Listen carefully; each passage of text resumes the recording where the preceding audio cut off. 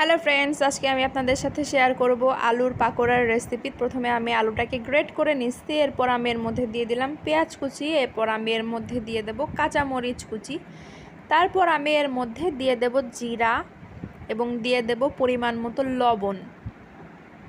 তারপর আমি এর মধ্যে দিয়ে দিচ্ছি হলুদের গুঁড়া এবং সামান্য পরিমাণে মরিচের গুঁড়া। এরপর আমি এর মধ্যে একটু চাউলের আটা দেব যাতে পাকোড়াটা একটু মুচমুচে হয়, সেই জন্য চাউলের আটা দিয়ে এগুলোকে আমি ভালো করে মাখায় নেব।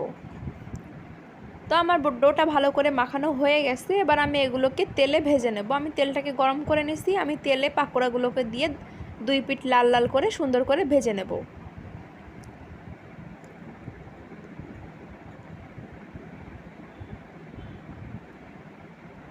তো আমার পাকোড়াগুলো একদম পারফেক্টলি ডান। আপনাদের কেমন লাগলো রেসিপিটা কমেন্টে জানাবেন, ভালো লাগলে লাইক করবেন, আমার চ্যানেল